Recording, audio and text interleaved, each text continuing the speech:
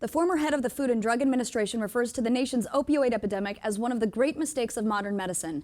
The doctor acknowledges the responsibility of pharmaceutical companies as well as physicians in the overdosing of America and notes that opioid addiction is in fact an American disease. So this is Dr. David Kessler. He ran the FDA from 1990 to 1997, and he does cite a few different things, but specifically targets the pharmaceutical companies as well as physicians in terms of overprescribing of opioids. He has this to say. He says, FDA has responsibility, the pharmaceutical companies have responsibility, physicians have responsibility. We didn't see these drugs for what they truly are. There was a notion that pain was the fifth vital sign. You wanted to relieve pain, that was essential. You dosed until the pain was alleviated. And he does go on to say that this is particularly an American disease. It's an American condition.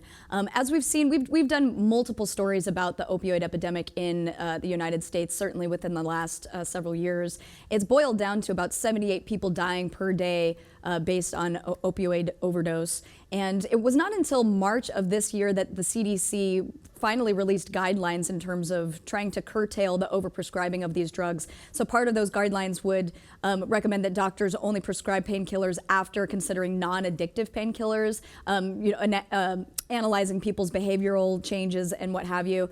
Unfortunately, it's not mandated. These are just guidelines, as I said. It's not a mandate to try to get this to stop. But Elliot, I guess we've just seen, we've heard so many different things about, and then also the fentanyl fiasco with these illegal, even higher, higher addictive types of drugs being released on the streets.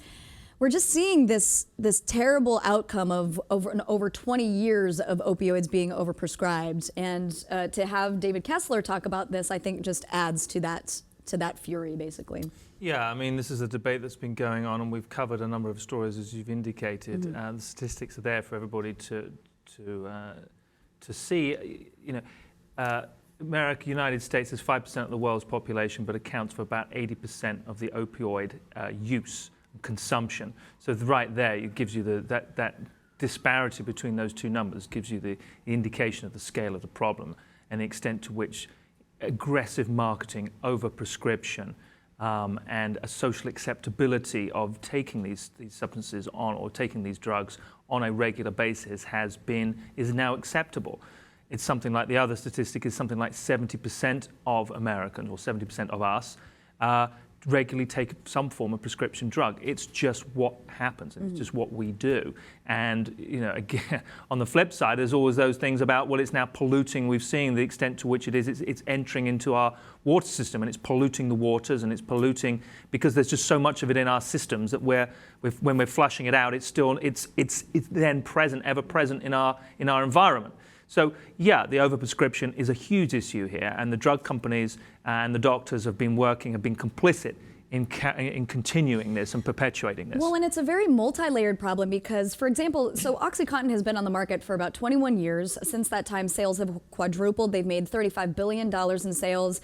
Opioid deaths, whether as a result of the pills or heroin, as a matter of fact, have jumped 372%. But we've talked a lot about the advertising that goes into that. I had done a story not too long ago about how Al Franken released a bill called Protecting Americans from Drug Marketing Act, and it's trying to curtail that kind of advertising. Because yes, of course, you have some doctors that operate at these pill mills where people are just coming through and receiving prescriptions and paying money and going, without any kind of actual visit with the doctor. But then you also have just regular good doctors that are trying to help their patients. So to me, it's very difficult because there's not a clear way out. I mean, you can try to curtail some of the overprescribing, you can curtail the advertising, but when you have people that are dealing with chronic pain, and we don't, as a nation, have a very holistic way of dealing with that, it's this huge issue. I know plenty of people that use these really intense painkillers for whether it's injuries they've sustained or what have you. And then you have people that are, once they become addicted to them, to these drugs, then they're looking for heroin on the street because it's cheaper. You know what I mean? It's this ugly problem that I think that we found ourselves in. And then of course you're having all of these high-profile cases. Prince just recently died, and not to say that Prince's death kind of it doesn't undermine everyone else that is dying, but again, you're just seeing how pervasive this epidemic is. So we've also seen that the Obama administration, or rather Obama himself, he was speaking at a heroin summit in Atlanta earlier this year, he talked about wanting to give $11 million to states to distribute the overdose reversal drug called Narcan. I mean, it's this huge issue. And again, there's unfortunately not a solution to this problem that the head of the FDA or the former head is suggesting. But I think to me, it's just, it's further proof and it's further commentary about the great American opioid epidemic.